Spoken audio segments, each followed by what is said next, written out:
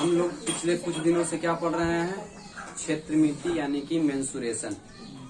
ठीक है, मेंसुरेशन में 4 क्लास लगभग 3 क्लास हो चुका है, जिसमें हम लोग त्रिभुज चतुर्भुज के बारे में पूरा जानकारी देनी है।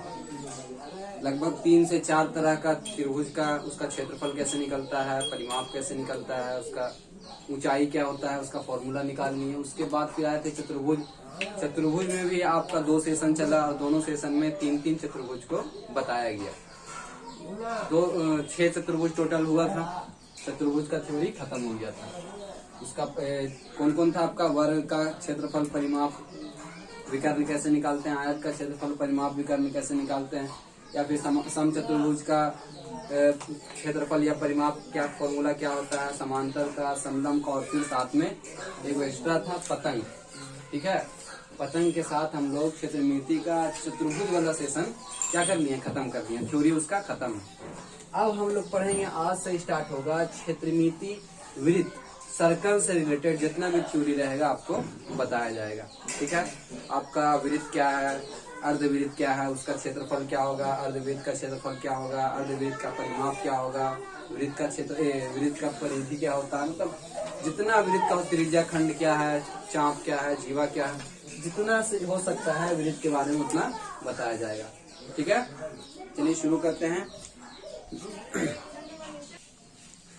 सबसे पहले बात आता है कि वृत्त क्या है, इसका डिफिनेशन क्या होगा। जिस तरह से हम लोग जानते हैं क्या भाई कि चतुर्भुज 4 भुजाओं से घिरी हुई आकृति को क्या कहते हैं, चतुर्भुज कहते हैं। 4 भुजाओं से घिरी आकृति को चतुर्भुज, 3 भुजाओं से घिरी आकृति को त्रिभुज।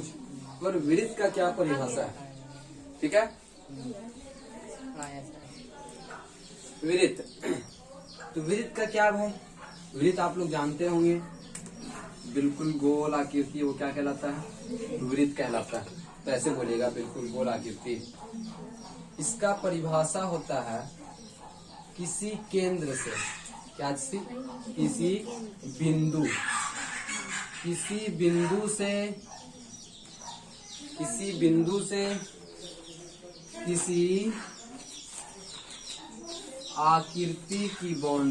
किसी आकृति की बाउंड्री लिख देते हैं, ऐसी लिखा होगा बाउंड्री, किसी आकृति की बाउंड्री, किसी बिंदु से किसी आकृति की बाउंड्री हमेशा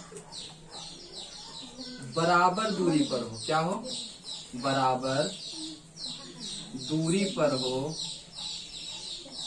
ऐसी आकृति को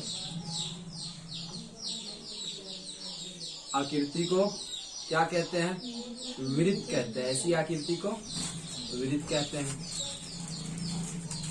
क्या कहने का मतलब इस परिभाषा का, बोल रहा है किसी बिंदु से, अब मान लेते हैं कि आपके पास वर्ग है, ये आपका वर्ग है। हम बात तो वृत्त का ही करेंगे, लेकिन वर्ग में थोड़ा सा बताते हैं। ये वर्ग है, इसका बीचों बीच क्या हो गया, ये।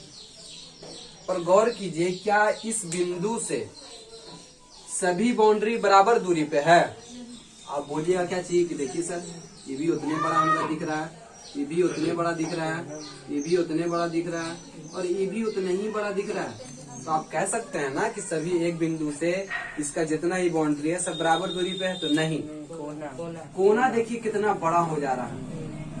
यानी कि बिंदु से प्रत्येक बाउंड्री, हर जगह का बाउंड्री बराबर दूरी पर होगा। तो ऐसा कौन सा फिगर बन जाएगा आपका, एक बिंदु है, बिंदु से प्रत्येक पे क्या है आपका, बराबर दूरी पे, यहाँ से भी उतना ही दूरी में, हर इस बिंदु से प्रत्येक, है ना, किसी बिंदु से किसी आकृति की बाउंड्री हमेशा बराबर दूरी पर हो, तो उस आकृति को आप क्या कहते हैं, वृत्त कहते हैं। क्या कहते हैं, वृत्त कहते हैं। किसी भी बिंदु से किसी आकृति की बाउंड्री हमेशा बराबर दूरी पर हो तो उसको क्या कहेंगे, वृत्त कहते हैं। और जिस बिंदु से उसका दूरी बराबर है, उस बिंदु को वृत्त का क्या कहते हैं, उस बिंदु को वृत्त का केंद्र कहते हैं। उस बिंदु को वृत्त का केंद्र कहते हैं। वृत्त का केंद्र हो गया, क्लियर, ये वृत्त का केंद्र है। अच्छा, अब बात आया कि बिंदु से क्योंकि हमको पता है कि इस बिंदु से प्रत्येक बाउंड्री, हर जगह के बाउंड्री के बीच की दूरी क्या है, सेम है, यानी कि फिक्स है। तो आप क्या कहिएगा, यहाँ से यहाँ जो कांस्टेंट मान है, जो फिक्स वैल्यू है, उसको क्या कहिएगा, त्रिज्या। तो बिंदु से बाउंड्री के बीच की दूरी को क्या कहते हैं, तो लिखिएगा बिंदु से बाउंड्री के बीच की दूरी को, बिंदु से बाउंड्री के बीच की दूरी को क्या कहते हैं, तो हम लोग को सबको पता है कि त्रिज्या कहते हैं। त्रिज्या को अंग्रेजी में रेडियस कहा जाता है, त्रिज्या को अंग्रेजी में रेडियस कहा जाता है। और त्रिज्या को शॉर्ट फॉर्म में आर से, छोटा आर से या फिर कहीं कहीं बड़ा आर से, जरूरत के हिसाब से छोटा आर से भी दर्शाते हैं और बड़ा आर से भी आप इसको दर्शाते हैं। क्लियर है, वृत्त का केंद्र हो गया, समझ में आया। वृत्त को क्या बोल रहे हैं, वृत्त के बिंदु से गुजरने वाला एक परिधि से, देखिए यहाँ से बाउंड्री से स्टार्ट हुआ, अब बिंदु काटते हुए, केंद्र को काटते हुए दूसरे परिधि में सटे, तो उसको क्या कहिएगा आप, व्यास कहिएगा। क्या कहना है, व्यास। आपका परिधि यानी कि बाउंड्री के किसी बिंदु से केंद्र को काटते हुए बाउंड्री के दूसरे बिंदु पर पहुंच जाए, उसको क्या कहिएगा, बिल्कुल सीधी रेखा को व्यास कहते हैं। क्या कहते हैं, व्यास। ठीक है, चलिए क्लियर हो गया। वृत्त से क्या जो बात हो सकता था, बात हो गया। वृत्त के बारे में सिर्फ नॉर्मली जानकारी। अब क्या है, वृत्त क्या होता है भाई, तो वृत्त टोटल 360 डिग्री का होता है। वृत्त कितना डिग्री का होता है, 360 डिग्री का होता है। मतलब कि वृत्त पर जो कोण बनता है वो कितना डिग्री का बनता है, 360 डिग्री का कोण बनता है, सबको पता होगा। क्लियर हो गया, चलिए आगे बताते हैं। अब देखिए, अब आपके सामने आता है कि वृत्त का आपसे परिमिति यानी कि परिधि पूछ सकता है, वृत्त का क्षेत्रफल क्या होता है ये पूछ सकता है, वृत्त का अर्ध परिमिति क्या होता है, अर्ध क्षेत्रफल क्या होता है। अब उस चीज को स्टार्ट करते हैं, मिटा दिया जाए इसको।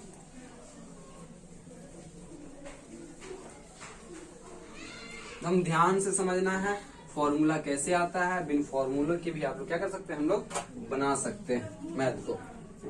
फॉर्मूला क्या है, फॉर्मूला एक शॉर्ट फॉर्म, इसका इस्तेमाल होता है कब, जब कंपटीशन लाइन में जाएंगे तब। क्लियर है, लेकिन बिन कॉन्सेप्ट क्या फॉर्मूला का कोई मतलब नहीं बनता है। आइए, ये आपका वृत्त है। हम लोग जानते हैं, पिछले 3 से 4 क्लास में हम लोग पढ़े हैं, किसी परिसीमा किसी भी आकृति के चारों तरफ के बाउंड्री को क्या कहते हैं, परिसीमा या फिर परिमिति कहते हैं।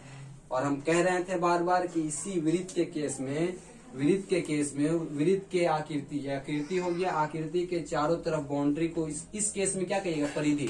वृत्त के केस में इसका स्पेशल नाम परिधि दिया जाता है। चारों तरफ के बाउंड्री को क्या कहेगा, परिधि। ठीक है, क्या कहेगा, परिधि कहेगा। अब देखिए, इसको अच्छा से समझना है तो रुके पड़ेगा, आराम से देखे पड़ेगा। क्या है, आप किसी वृत्त को आप केंद्र से रख करके आप क्या पढ़ दिए, वृत्त को पढ़ दिए। ठीक है, सब फॉर्मूला लिखेगा। अब आपको क्या करना है कि एक धागा लेना है, धागा है, धागा लाया जाए। आपको क्या करना है, घर पर ढेर सारा अलग अलग प्रकार ले करके और ढेर सारा क्या पढ़ लीजिएगा, वृत्त पढ़ लीजिएगा, अलग अलग प्रकार करके, बड़ा छोटा करके, कम से कम 5 गो पढ़ लीजिएगा। 5 को पढ़ने के बाद धागा लेकर के इसकी परिधि को नापिएगा। किस टाइप से, देखिए ऐसे उजला लेते हैं, ऐसे और ना दिखेगा। ठीक है, ऐसे करके आपको पूरा ऐसे रख रख के कितना लंबा धागा लगने वाला है इसमें, आपको क्या करना है, ऐसे पूरा गोल घुमा देना। ठीक है, ये चारों तरफ के बाउंड्री का लंबाई हो जाएगा, है ना। आप ऐसे ऐसे क्या कीजिएगा, ऐसे धागा रख करके ऐसे गोल गोल गोल गोल क्या कर देना है, घुमा करके पूरा, तो इसका कुछ लंबाई आवेगा कि इतना बड़ा इसका बाउंड्री आवेगा कि नहीं आवेगा। तो आपको उसका पता चल गया कि कितना बड़ा है। तो आपको क्या करना है, प्रत्येक वृत्त का आपको बाउंड्री की लंबाई लिख लेना है। क्या लिख लेना है, बाउंड्री की लंबाई। बाउंड्री की लंबाई को ही वृत्त में क्या कहते हैं, परिधि। क्या बोलते हैं, वृत्त की परिधि। अब आपको क्या करना है, ये वृत्त था, इसका हम चारों तरफ का बाउंड्री माप लिए। अब इसी धागा से आपको क्या कर लेना है, इसके व्यास को नाप लेना है, यहाँ से रख करके बिल्कुल व्यास नाप लेना है कि व्यास कितना बड़ा है। अभी धागा को इंची टेप से नाप लीजिएगा या फिर डायरेक्ट इंची टेप से भी नाप सकते हैं, ठीक है, लेकिन धागा पतला चीज आसानी से हो जाएगा। तो नाप लीजिएगा कि इतना बड़ा है, यानी कि आप क्या कर लिए, व्यास को नाप लिए। वृत्त के क्या चीज नाप लिए, व्यास को। तो वृत्त के व्यास को माप लेना है, तो यहाँ पे लिखना है वृत्त का व्यास, ठीक है। आप एक और त्रिभुज बोल रहे हैं, एक और वृत्त पढ़े, फिर उसी तरीके से बाउंड्री की लंबाई है ना, यहाँ पे लिख देते हैं, बाउंड्री की लंबाई कर लेना है। और नीचे में क्या मापना है आपको, वृत्त का व्यास, वृत्त का व्यास, यानी कि बाउंड्री जितना लंबा है उसको वृत्त के व्यास से क्या दे देना है, भाग दे देना है। और एक और पढ़ लीजिएगा, इसका ही बाउंड्री नाप लीजिएगा, बाउंड्री बटे बाउंड्री में क्या कर देना है, वृत्त के व्यास से भाग दे देना है। आप देखिएगा कि जितना भी भाग दे रहे हैं, इसको भाग दिए, इसको भाग दिए, इसको भाग दिए, सब का आंसर बिल्कुल सेम आवेगा। चाहे दुनिया का कोई भी वृत्त बना लीजिए आप, हमेशा आप वृत्त के परिधि को मापिएगा और उस वृत्त के परिधि में यानी कि बाउंड्री में वृत्त के व्यास से भाग दे दीजिएगा, तो हमेशा सेम वैल्यू आवेगा। उस वैल्यू का एक स्पेशल नाम रख दिया गया है पाई। क्या नाम रख दिया गया है, पाई। क्या नाम रखा गया है, पाई। यानी कि बाउंड्री की लंबाई को वृत्त के केस में वृत्त का परिधि कहा जाता है। वृत्त के परिधि में अगर वृत्त के व्यास से भाग दिया जाता है तो प्रत्येक बार प्रत्येक वृत्त में आपको आंसर पाई देखने के लिए मिलेगा, एक फिक्स आंसर। उस फिक्स आंसर का नाम क्या रखा गया, पाई, ठीक है। क्लियर हो गया यहाँ से। अब यहाँ से आपका फॉर्मूला बनना शुरू हो जाता है। अब आपसे कोई पूछ सकता है कि वृत्त के परिधि का क्या फॉर्मूला है, वृत्त के परिधि का क्या फॉर्मूला होता है। वृत्त की परिधि का मतलब कि अगर हमको वृत्त का चारों तरफ का बाउंड्री निकालना हो तो आप फॉर्मूला के हिसाब से कैसे निकाल सकते हैं। फॉर्मूला ना तो फिर आप नाप के निकाल लीजिएगा डायरेक्ट, लेकिन फॉर्मूला के हिसाब से कैसे निकलेगा, तो फॉर्मूला के हिसाब से पेन कलर बदलने दीजिए। फॉर्मूला के हिसाब से क्या हो जाएगा, तो लिखिए वृत्त की परिधि ऊपर दिया हुआ है कि नहीं, वृत्त की परिधि, और नीचे क्या दिया, वृत्त का व्यास। व्यास को डी से सूचित किया था, क्या चीज सूचित किया था, डी से। व्यास को क्या चीज सूचित किया था, डी से। तो वृत्त का व्यास, व्यास क्या होता है, जो केंद्र से बिल्कुल ऐसे काटते हुए जाता है ना। ये क्या हो गया आपका आधा आधी काट, ये व्यास हो गया। तो वृत्त की परिधि बटे क्या हो जाएगा, वृत्त क्या, वृत्त का व्यास बराबर क्या आने वाला है, पाई। तो वृत्त का परिधि बराबर क्या कहिएगा आप, अगर हम वृत्त की परिधि निकालना चाह रहे हैं तो सिर्फ वृत्त की परिधि को रोकेंगे, तो यहाँ हो जाएगा आपका पाई इंटू वृत्त का व्यास कहाँ जाएगा, उधर जाकर के गुना हो जाएगा। तो क्या कहिएगा, वृत्त का व्यास। यानी कि किसी भी वृत्त का अगर आपको परिधि निकालना है तो पाई, ठीक है, पाई गुने वृत्त का व्यास। पाई को उसके व्यास से क्या कर देना है, गुना कर देना है। किसी का परिधि निकालना, माना किसका परिधि निकालना है तो पाई लिख करके इसका व्यास नाप करके इसमें क्या कर देंगे, गुना कर देंगे। या फिर इसको और भारी फॉर्मूला बनाना चाह रहे तो और भारी बनाइए, मतलब कि आसान। वृत्त की परिधि बराबर क्या होता है, पाई इंटू ये वृत्त का व्यास को, व्यास को क्या बोलते हैं, डी। व्यास को क्या बोलते हैं, डी। ये भी फॉर्मूला हो गया वृत्त की परिधि का, ये भी फॉर्मूला हो गया, स्टेप स्टेप फॉर्मूला हो गया। अब आगे ही बढ़िए तो वृत्त का परिधि का एक और फॉर्मूला आपके सामने आ सकता है, पाई का पाई इंटू का इंटू।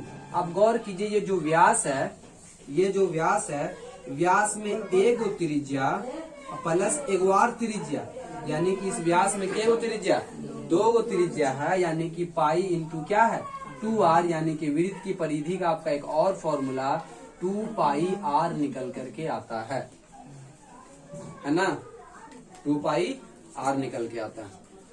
ये पाई का मान आज तक कोई नहीं खोज सका है। हाँ, भारतीय वैज्ञानिक आर्यभट्ट ने खोजा था, मतलब कि फुल मान को नहीं खोज सका है, जो मेन मान है, अच्छा मान, ये भी क्या है, डॉट में है, 3.14, ठीक है, 3.14। ये भी आपका फुल मान नहीं है, ये सन्निकट मान है, ठीक है। ये क्या है, सन्निकट, यानी कि इसके नजदीक है। इसी के नजदीक आपका आता है 22/7। क्या आता है, 22/7। 22/7 भी क्या है, पाई के मान के नजदीक है। आप ये नहीं कह सकते हैं कि 3.14 या फिर 22/7 पाई का वैल्यू, हाँ बहुत नजदीक होने के कारण इसका मान 22/7 या फिर 3.14 लिया जाता है। अब बात आया कि 22/7 कहाँ पे लेंगे और 3.14 कहाँ पे लेंगे। तो जब तक कुछ नहीं कहेगा आपको अपने मन से पाई का मान 22/7 लेना है। अगर उसको कहना होगा, अगर कुछ करना होगा तो खुद बोल देगा कि आप यहाँ पर पाई का मान क्या लीजिए 3.14, क्वेश्चन में ही दर्शा देगा आपको। क्लियर है। तो वृत्त का परिधि कैसे निकाला जाता है, तो हम लोग जानते हैं कि वृत्त के परिधि यानी कि वृत्त के बाउंड्री को अगर उसके व्यास से भाग दे दिया जाए तो एक फिक्स मान आता है जिसका नाम पाई रखा गया। तो वृत्त की परिधि बराबर पाई इंटू डी, या फिर वृत्त की परिधि बराबर डी को ही 2r कहा जाता है। तो क्या हो जाएगा 2πr। तो वृत्त के परिधि समझ में आ गया। अब समझेंगे वृत्त का व्यास। व्यास बोल रहे हैं।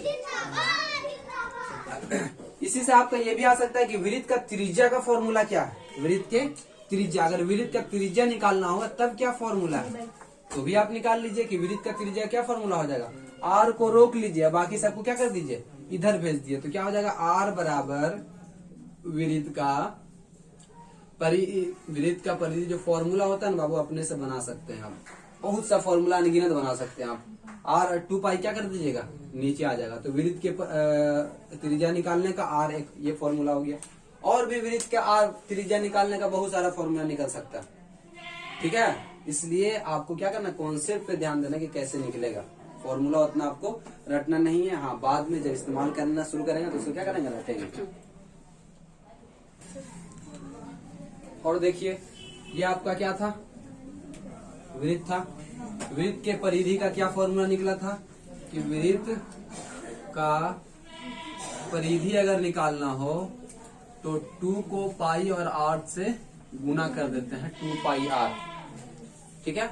आप यहां से ये भी सोच सकते हैं कि अगर कोई वृत्त पूरा 360 डिग्री है, पूरा 360 डिग्री है तो उसका परिधि क्या होने वाला है, पूरा 360 डिग्री घुमा हुआ तो उसका परिधि क्या होगा 2πr होगा। कोई भी वृत्त अगर 360 डिग्री घुमा हुआ है तो उसका क्या होगा 2πr होगा।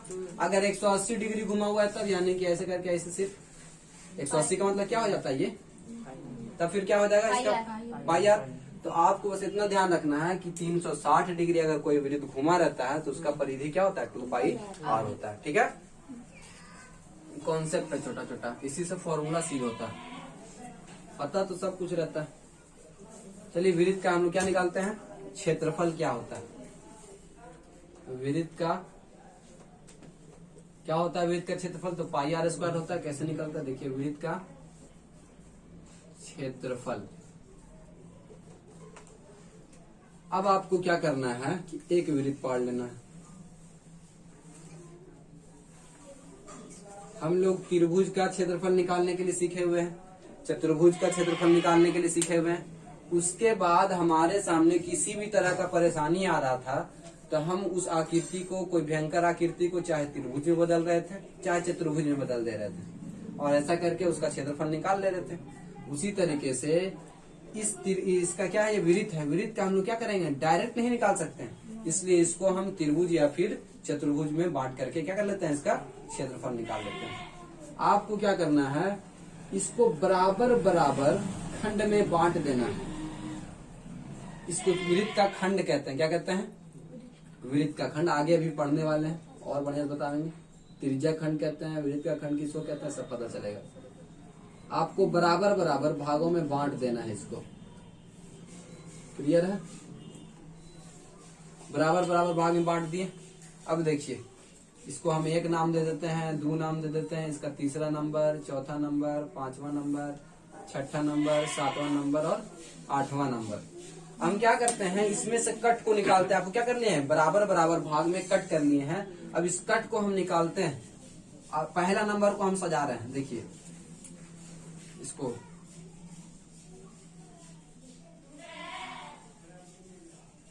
ठीक है। अब दूसरा नंबर को रख रहे हैं उल्टा करके, ठीक है, उल्टा करके यानी कि ऐसे। ओह, रखा गया।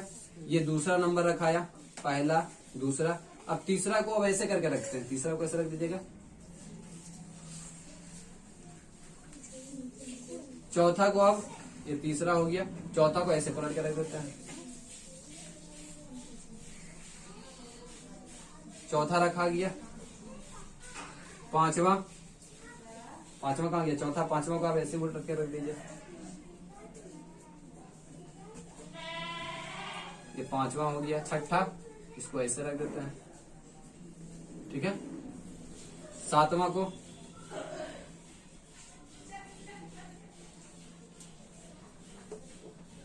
पांचवा, छठा और क्या हो गया, सातवां, आठवां भी है ना।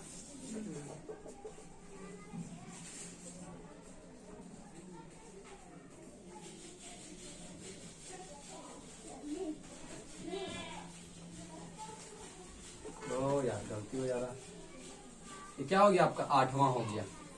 सब भाग को हम इस तरह से आधार के, इस तरह से हम क्या करते हैं, कट के रूप में पिज्जा, एक वैसे सरिया है, वैसे वैसे वैसे, ठीक है। इस तरह से आप गौर कीजिए, ये जो आपके पास वृत्त का परिधि है, वृत्त का परिधि टोटल कितना होता है, अगर यहाँ से चले और यहाँ ऐसे ऐसे गोल करके घूम गए तो आप क्या बोलते हैं कि हम 2 पाई आर चले हैं, और जस्ट अभी निकाले हैं कि वृत्त की परिधि बराबर 2 पाई आर होता है। यानी कि अगर इस पर चलिएगा पूरे बाउंड्री पर तो कितना चल लीजिएगा, 2 पाई आर चल लीजिएगा।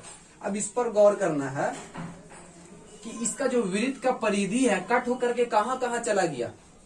देखिए ये जो गोलाकार भाग है यही आपका वृत्त का परिधि का भाग है, ये भी वृत्त का परिधि है ना, ये क्या होगा, परिधि का ही भाग होगा।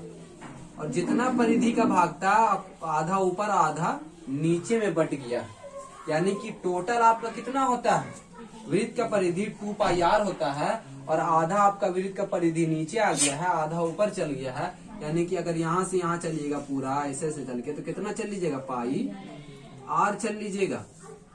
जबकि ये जो आपका है ये कट, ये जो है ये सब क्या है, आर है, वृत्त का क्या है, त्रिज्या है। ये सारा जो है वृत्त का क्या हो गया, त्रिज्या। तो आप इस लंबाई को क्या कह सकते हैं कि ये वृत्त का त्रिज्या, ये भी क्या है, वृत्त का त्रिज्या। ऊपर भी क्या होगा आपका, पाई आर होगा। अब आप क्षेत्रफल निकालिए, गौर कीजिए, ये क्या है, क्षेत्रफल जैसा लग, ये क्षेत्रफल बोल रहा है, आयत जैसा लग रहा है, तो आप इसका निकालिए कि क्षेत्रफल बराबर क्या होता है, फॉर्मूला, तो लंबाई गुने चौड़ाई होता है। लंबाई इसका कितना है, पाई आर है, और चौड़ाई कितना है, आर है, तो इसका क्षेत्रफल का फॉर्मूला क्या हो गया, पाई आर स्क्वायर। तो इससे ये पता चला कि ये जो क्षेत्रफल निकला है, क्षेत्रफल का ये बदलता नहीं, आप जैसे तैसे कर दीजिए। आप वृत्त को ये बना दिए या फिर कोई अलग आकृति बनाते, क्षेत्रफल का ये घटता बढ़ता नहीं है। यानी कि ये वाला जो आकृति है ये वृत्त से बना है, और इस आकृति का क्षेत्रफल पाई आर स्क्वायर आया है, यानी कि वृत्त का भी क्षेत्रफल क्या होगा, वृत्त का क्षेत्रफल भी पाई आर स्क्वायर होने वाला है। क्लियर है, वृत्त के क्षेत्रफल का क्या फॉर्मूला हो गया, पाई आर स्क्वायर। क्लियर है, चलिए क्षेत्रफल हम लोग क्या कर लिए, समझ लिए। चलिए ठीक है, यहाँ पे हम क्या कर लिए, वृत्त का क्षेत्रफल से रिलेटेड जानकारी ले लिए। अच्छा, पीछे जो हम लोग पढ़े हैं वृत्त का परिधि, उसमें क्या हो गया आपका, अर्धवृत्त का परिधि छूट गया। ठीक है, तो हम लोग यहाँ पे वृत्त के क्षेत्रफल का भी रोक रहे हैं, अर्धवृत्त की परिमिति को भी देख ले रहे हैं क्या होगा। ठीक है, गौर कीजिए, यहाँ पे परिमिति बता देते हैं अर्धवृत्त का। वहाँ फुल वृत्त का परिधि क्या था, 2 पाई आर। अब यहाँ देखिए अर्धवृत्त का परिधि क्या हो जाएगा, अर्ध वृत्त का परिधि। अब गौर कीजिए कि आपके पास पूरा वृत्त है, आप इसको कटिंग किए, आधा आधी कट कीजिएगा तो आपको गौर कीजिए ऐसा दिखने वाला है। तो बोलेगा ना सर ऐसा दिखेगा, तो और बढ़िया बना देते हैं। आधा आधा कट करके निकालिएगा तो ऐसा दिखने वाला, आधा इधर आधा। बोलेगा छोटा बड़ा कटा ना सर, हाँ पेन से पढ़े में हो गया, आधा ई है और आधा ई है। आप परिधि से जस्ट दिमाग में आना चाहिए कि आपको इससे बाउंड्री पर घूमना है। तो आप गौर कीजिए, पहले आप यहाँ पूरा ऐसे बाउंड्री पे घूम रहे थे, खाली गोलाकार चक्कर लगा रहे थे, तब आपका क्या था फॉर्मूला, डायरेक्ट पूरे वृत्त का परिधि, आपका परिधि का फॉर्मूला था 2 पाई आर। पर अर्धवृत्त, आधा वृत्त का परिधि, यानी कि वृत्त को आधा कर दिया जाए, अब उसके बाउंड्री पे घुमा जाए, तब कितना दूरी चलेंगे। तब गौर कीजिए, आप पूरा चले 2 पाई आर चलिएगा, अगर आधा कर दीजिएगा तो आप क्या चलिएगा, इतना, ये चले आधा, तो आधा चले तो कितना चल दिए, पाई आर चल दिए, प्लस और क्या चलिएगा आप, ये क्या चलिएगा, ये। तो ये क्या है भाई, तो ये आपका व्यास है। व्यास का मतलब 2 गो आर है, यानी कि 2 गो आर है। तो जब अर्धविदित पे आप चलिएगा तो पाई आर, 2 पाई आर का आधा पाई आर तो चलवे कीजिएगा, लेकिन एक व्यास एक्स्ट्रा चलिएगा। व्यास क्या चलेगा, यानी कि 2 आर, यानी कि डी क्या चलिएगा, एक्स्ट्रा। यही आपका क्या है, अर्धविदित का परिधि का फॉर्मूला हो गया। तो अर्धविदित का परिधि का डायरेक्ट ही ना कि आप कर देगा कि पूरा विड्थ 2 पाई आर है, तो आधा क्या हो गया, 1/2। 1/2 इंटू 2 पाई आर, 2 से 2 कट गया, बचेगा पाई आर। आई का हो गया, इस तरह चलिएगा, है ना। हम लोग हमेशा देख रहे हैं कि बंद आकृति पे चल रहे हैं, चारों तरफ के भुजाओं को जोड़ रहे हैं। अगर आप सिर्फ इतना चलिएगा तो चारों तरफ चले कहाँ, तो ये परिधि हुआ कहाँ। तो चारों तरफ चलिएगा तब ना, तो चारों तरफ चलने के लिए आपको पूरा ऐसे चलना पड़ेगा। ये पाई आर और ये क्या चलेगा, 2 आर। क्लियर है। चलिए आगे आते हैं। आपका वृत्त का परिधि सीख लिए हैं, वृत्त का क्षेत्रफल। आगे क्या है, अर्धवृत्त का क्षेत्रफल क्या होगा। वृत्त का क्षेत्रफल क्या निकला आपका, पाई आर स्क्वायर। अब और कोई फॉर्मूला आप निकाल सकते हैं, तो हाँ आप निकाल सकते हैं। आप जानते हैं कि पाई आर का मतलब क्या होता है, डी का आधा का स्क्वायर। तो आप और फॉर्मूला गिधा सकते हैं, है कि नहीं, 1/4 into pi D, 1/4 into pi D, ये भी एक फॉर्मूला हो गया। पर ज्यादा आपको ध्यान नहीं देना है, एक फिक्स फॉर्मूला आप याद रखिए, उस फॉर्मूले से आपको कॉन्सेप्ट याद रखिए, फॉर्मूला से तो कोई मतलब ही नहीं। तो वृत्त का, पूरे वृत्त का क्षेत्रफल हो गया, तो आप इसको बोल सकते हैं संपूर्ण वृत्त का क्षेत्रफल या पूर्ण वृत्त का क्षेत्रफल, है ना। आगे बढ़िए, अर्धवृत्त का क्षेत्रफल क्या बोलेगा, अर्ध, चलो सही है, सही करते हैं, अर्धवृत्त का क्षेत्रफल। अर्धवृत्त का क्षेत्रफल क्या होगा, यानी कि एक वृत्त अगर पूरा जगह घेर रहा है, कितना जगह घेरता है, पाई आर स्क्वायर जगह घेरता है। एक वृत्त आपके सामने ये जो जगह घेर रहा है, ये कितना जगह घेर रहा है, पाई आर स्क्वायर जगह घेरता है ना। तो आधा वृत्त कितना जगह घेरेगा, आधा वृत्त, तो पूरा वृत्त आपका पाई आर स्क्वायर जगह घेरता है, तो आधा वृत्त आधा पाई आर स्क्वायर जगह घेरेगा। तो अर्धवृत्त का क्षेत्रफल क्या हो गया, 1/2 इंटू पाई आर स्क्वायर। ये आपको क्या हो गया, मेन फॉर्मूला हो गया। अर्धवृत्त का क्षेत्रफल क्या हो गया, 1/2 इंटू पाई आर स्क्वायर। और फॉर्मूला आप इससे बना सकते हैं, पाई डी का मान क्या होता है, आर का मतलब होता है d/2 का होल स्क्वायर। अब यहाँ से बनाइए 1/2 इंटू पाई इंटू डी का स्क्वायर बटे 2 दूनी 4, बना लीजिए 1/, नीचे 4 दूनी 8 हो गया, तो पाई डी स्क्वायर। तो ये भी आपका वृत्त का अर्धवृत्त का क्षेत्रफल का फॉर्मूला होता है, और ये भी आपके अर्धवृत्त के क्षेत्रफल का फॉर्मूला। क्लियर हो गया। तो हम लोग क्या चीज सीख लिए, वृत्त का क्षेत्रफल निकालना, वृत्त का परिधि क्या होता है, पाई क्या होता है, वृत्त का व्यास क्या होता है ना, वृत्त क्या होता है, ये सब सीख लिए। अर्धवृत्त का परिधि, पूर्ण वृत्त का परिधि, वृत्त का क्षेत्रफल और अर्धवृत्त का क्षेत्रफल। ठीक है। चलिए अब देखिए, वृत्त में आ गया, वृत्त में ही एक आता है वलय। वलय क्या है, तो वलय और कुछ नहीं, वृत्त। तो वलय बनता कैसे है, क्या हर वृत्त वलय होता है, नहीं। तो वलय बता रहे हैं, यहाँ वलय लिखना है, वलय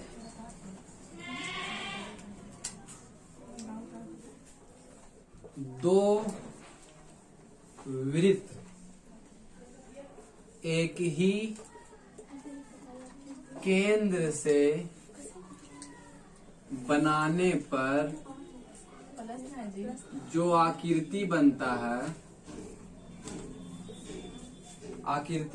है, उसको वलय कहते हैं। क्या कहते हैं, वलय कहते हैं। एक केंद्र लिए, इसी केंद्र से हम एक वृत्त पाड़े, लीजिए इसी केंद्र से क्या पाड़े, एक वृत्त ये पाड़े, ये तो वृत्त हो गया। पर इसी केंद्र से अगर हम दूसरा वृत्त भी पाड़ दें, क्या पाड़ दें, दूसरा वृत्त, अब जो आकृति बना, इसी को आप क्या कहते हैं, वलय कहते हैं। क्या कहते हैं, वलय। दो वृत्त एक ही केंद्र से बनाने पर जो आकृति बनता है उसको वलय कहते हैं। यह आकृति बन गया, वलय का बन गया।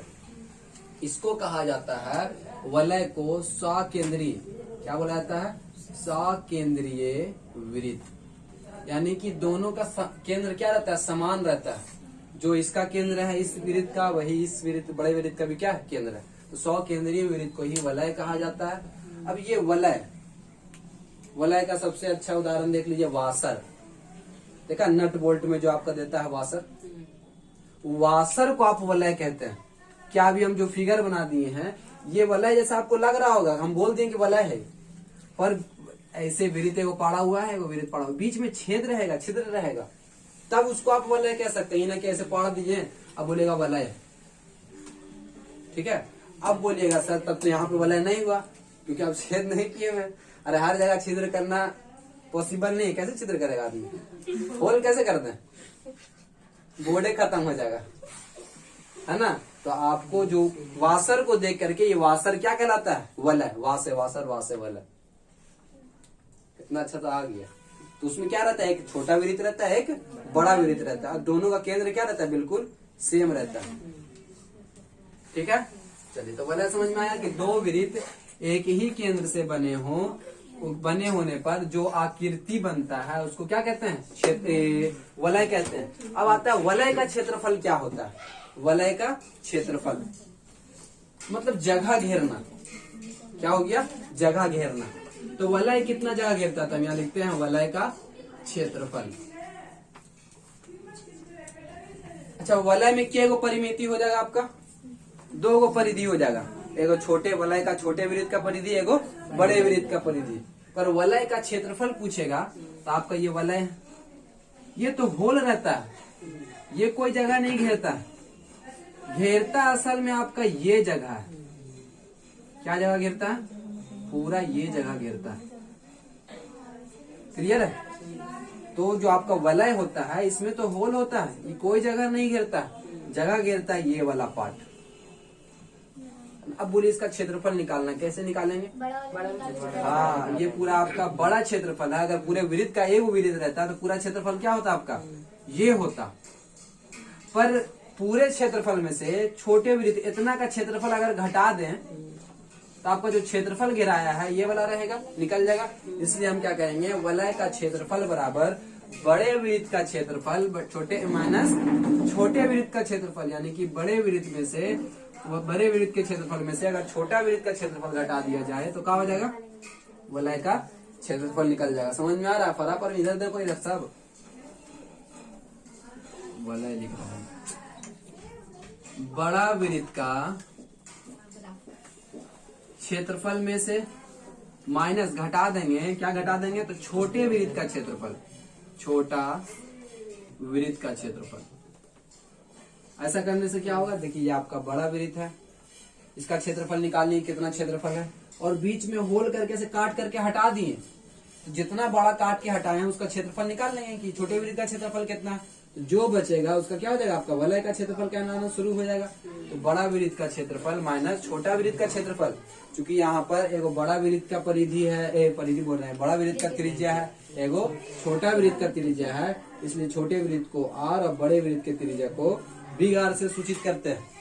क्लियर। अच्छा, बड़ा वृत्त का क्षेत्रफल क्या होने वाला है, हम जानते हैं कि वृत्त का क्षेत्रफल पाई आर स्क्वायर होता है, तो पाई का पाई आर स्क्वायर। बड़ा वृत्त का त्रिज्या क्या है, तो बड़का आर है, तो बड़का आर स्क्वायर माइनस छोटा वृत्त का क्षेत्रफल क्या होने वाला है, वृत्त का क्षेत्रफल तो पाई आर स्क्वायर होता है, तो पाई इसका आर कितना त्रिज्या, तो आर, क्या कहिएगा, आर स्क्वायर। अब दोनों में पाई पाई तो दे दे pi pi, r square minus r square हो गया, तो क्या हो गया, pi into r plus r, r minus r, मतलब कि a square minus b square का क्या फॉर्मूला था, हम लोग पढ़े 8वां 9वां 10वां में, सब चीज में, R plus R into R minus R. यानी कि अगर आपको वलय का क्षेत्रफल निकालना है तो जो आपका पाई मान है, पाई को बड़े वृत्त के त्रिज्या और छोटे वृत्त का त्रिज्या का जोड़, बड़े वृत्त का त्रिज्या और छोटे वृत्त के त्रिज्या का अंतर, तीनों गुना कर दीजिएगा तो क्या आएगा, आपका वलय का क्षेत्रफल निकल के आता है। क्लियर है। अर्धवलय का क्षेत्रफल क्या होगा, ऐसे आता नहीं क्वेश्चन, पर दिमाग लगाओ। अर्धवलय का, आपका अर्धवलय कहेगा तो अर्धवलय क्या हो जाएगा, आधा आधी, तब क्या हो जाएगा, आधा हो गया, इसका क्या हो जाएगा, आधा हो जाएगा, 1/2 हो जाएगा। क्लियर।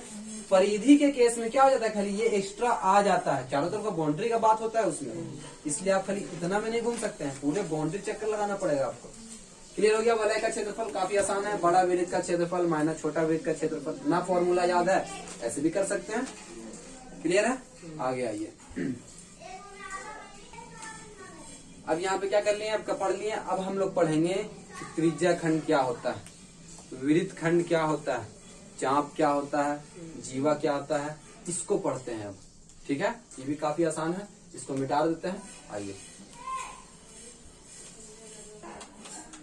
अब देखिए, बात आता है कि त्रिज्या खंड क्या होता है, द्वय त्रिज्या क्या होता है, वृत्त त्रिज्या क्या होता है, या फिर वृत्त खंड क्या होता है, लघु वृत्त खंड, दीर्घ वृत्त खंड, जीवा क्या होता है, ये सबको जानते हैं। ठीक है, सबसे पहले तो हम लोग जानते हैं चाप।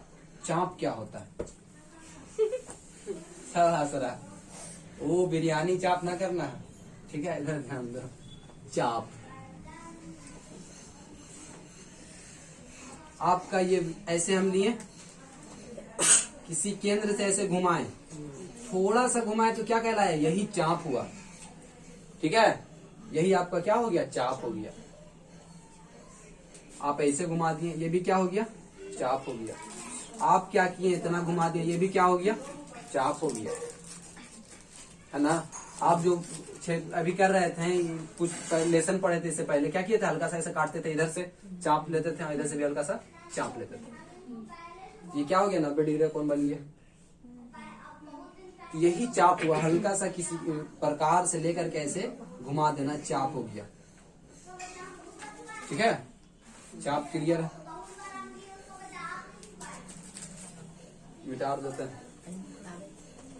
चाप समझ में आया, चाप में और कुछ नहीं जानना है, चाप प्रकार लेकर के जो हल्का सा मात्रा घुमाए, क्या है, चाप हो गया। अब हम वृत्त पढ़ लेते हैं पहले, वृत्त से सब बात क्लियर हो जाएगा। ये आपका वृत्त है, ठीक। सबसे पहले देख लेते हैं कि ये त्रिज्या खंड क्या होता है। त्रिज्या खंड, तो त्रिज्याओं के कारण जो भाग निकलता है, यानी कि जो कट करके निकलता है, उसको क्या कहते हैं आप, त्रिज्या खंड। त्रिज्याओं के कारण जो खंड बनता है। अब गौर कीजिए कि आप एक त्रिज्या पाड़े, ये त्रिज्या हुआ, अभी तक आपका वृत्त बटा नहीं है। आप नहीं बोल सकते हैं कि बट गया, नहीं बटा है वृत्त आपका, लेकिन जैसे ही आपको एक और त्रिज्या बांटिएगा, अब आपका वृत्त कट गया।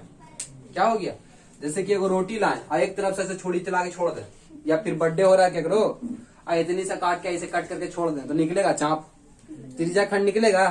तो उसमें से केक का बाइट निकल भी नहीं करेगा, ऐसे झूठे झूठे मुंह में दे देंगे। तो आपको ऐसे काटे, उसके बाद फिर दूसरा छोड़ी भी चलाना पड़ेगा। आपको जिद्दी रहेगा तो एक ही बार ऐसे करके ऐसे निकाल लेगा।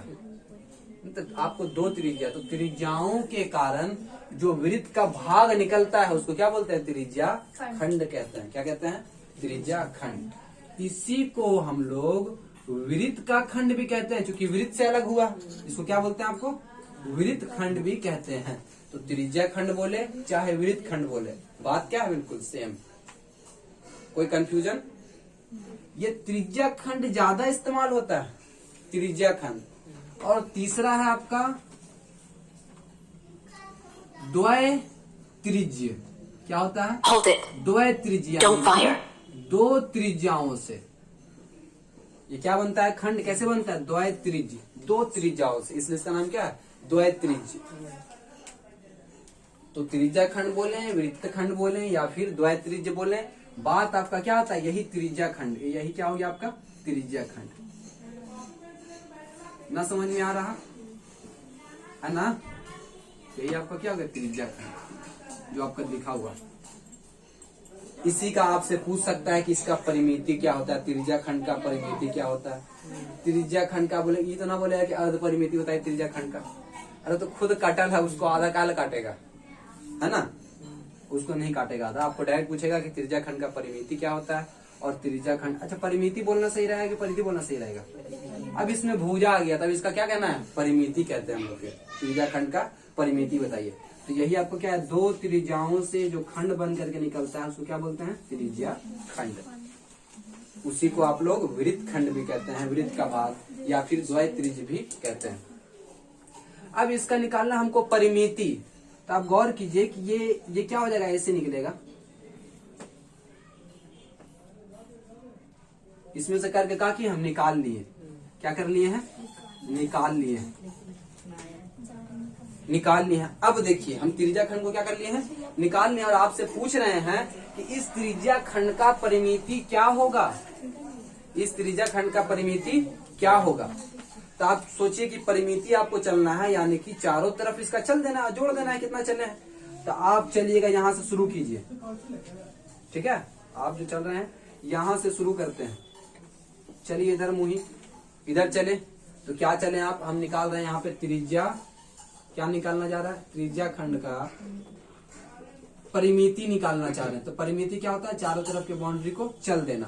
तो ये आपका क्या हो गया, इधर चल रहे हैं, फिर ऐसे घूमेंगे, घूमिए, इधर चले तो कितना चले, ये है क्या, ये आर है, केंद्र से बाउंड्री पर क्या कहलाता है, आर कहलाता है। ये आपका क्या हो गया, आर, कितना चले अभी, आर, सबको जोड़ते जाइए, फिर ऐसे मुंह घुमाए और इसको चलना शुरू किया यहाँ पर, फिर कितना चले, फिर आर चले। अब संकट ये है कि हम इस पर चलेंगे, अगर गिर जाएंगे, अरे गिरेंगे नहीं पर नापेंगे कैसे, ही नहीं समझ में आ रहा। तो आप आर चले प्लस आर चले। अब इसको कैसे नापा जाएगा, तो इसको नापा जाता है कोण के मदद से। आपको वो कोण देगा, जब जब त्रिज्या खंड देगा तब तब आपको वो कोण देगा। अगर कोण नहीं देगा तो उसके बदले कोई और डाटा देगा, ठीक है।